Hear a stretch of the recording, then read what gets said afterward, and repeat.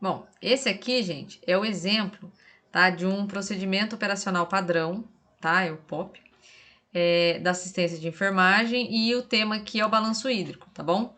Então, aqui tem as informações do cabeçalho, a revisão, né, a criação foi em 2016, né, a revisão a próxima seria em 2020, porque já foram feitas todas essas revisões, tá?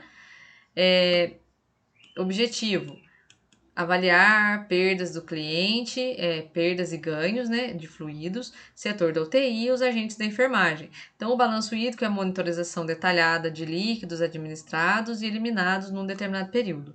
Aí, o que você vai precisar? Frasco de coleta, caneta e luvas de procedimento. Então, esse procedimento operacional padrão é um roteiro de como que o procedimento deve ser feito, tá? Então, no caso desse procedimento que eu estou dando como exemplo, o que eles colocam? Registrar os dados de identificação, anotar a infusão, né, os ganhos recebidos, as drenagens das 24 horas, iniciar um novo controle a partir das 6 horas e finalizar o controle anterior, anotar infusões de líquidos por via oral, interal, parenteral acima de 10 ml. Observem que aqui, ó, é um protocolo deles, né, dessa instituição aqui que pediu esse procedimento, tá? As drenagens de líquidos eliminados por via vesical, interal, drenos, punções hemodiálise, entre outros, acima de 10 ml. O que isso significa?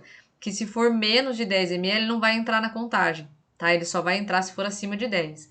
As anotações de ganhos devem ocorrer sempre após o término da infusão ou ingestão. A infusão ou ingestão realizada após 6 horas deverá ser anotado no novo balanço do dia corrente, né? Assim deve ser identificado, anotado o frasco, bolsa, seringa, o volume a ser anotado, que reflete a quantidade de líquido que estava dentro do frasco, bolsa ou seringa, tá? Então essa aqui é outra particularidade deles. As anotações de perdas devem acontecer em horários pré-determinados ou conforme as ocorrências, tá? O volume de diurese controlado via sonda vesical, cistostomia ou similar deve ser anotado de 2 em 2 horas, iniciando às 8 de um dia e finalizando às 6 do outro dia. Tá vendo? Que os locais eles podem colocar essas particularidades, né, de acordo com a rotina do setor. O volume da sonda e dreno deve ser anotado às 12, às 18 e às 6 horas. Tá? É como se fosse uma prescrição normal. A gente não, quando pega a prescrição de enfermagem, não tem as medicações e os horários, é a mesma coisa. Então tem esses horários, ó, 12, 18 e 6 da manhã, que a gente precisa verificar o volume da sonda e do dreno. O volume do dreno de tórax deve ser anotado a 6, tá? Ou caso o conteúdo ultrapasse 2/3 da capacidade do frasco, tá? Sendo necessária a troca do selo d'água. Então, outra particularidade. O volume de hemodiálise e punção deve ser anotado logo após a ocorrência. O volume de diurese em fralda, sem controle, deve ser anotado pela sua frequência e quantidade, pequena, média e grande quantidade, tá? Aí vai da comunicação com a equipe, né? De estabelecer esses padrões de pequena, média e grande quantidade. O volume de fezes deve ser anotado pela sua frequência, característica, pastoso, sólido ou líquido, pequena, média ou grande quantidade. Observem que nesse exemplo que eu estou citando, nesse procedimento operacional, não é utilizado as cruzes, e sim pequena, média e grande quantidade. O cálculo parcial e total do balanço hídrico deve ser realizado pelo enfermeiro às 6 horas. Colocar positivo no saldo se houver mais de ingestão ou infusão, colocar negativo se for maior a parte de eliminação, tá bom? Considerações importantes. Isso tudo faz parte do mesmo documento, tá? Que é esse documento aqui, ó, tá? Que é o procedimento operacional padrão, tá bom? O risco, o cálculo incorreto. Prevenção de agravos. Seguir o procedimento técnico, que é isso que eu acabei de ler. Anotar adequadamente os volumes recebidos e eliminados.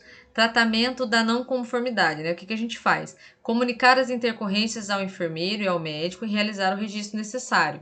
Então, é o que a gente vem falando desde o começo do curso. O paciente soluçou, anota e comunica. Não adianta você só anotar e também não adianta você só comunicar. Você tem que fazer ambos, anotar e comunicar. Assim como as coisas que você observar. Ah, foi observado tal coisa? Anota e comunica, tá? Assegurar o tratamento dos agravos e atenção a família. Então, deu alguma coisa errada, é necessário fazer o que? A correção desses agravos e sempre esclarecer todas as dúvidas da família, dar a atenção necessária que a família precisa, tá? Observações e recomendações complementares.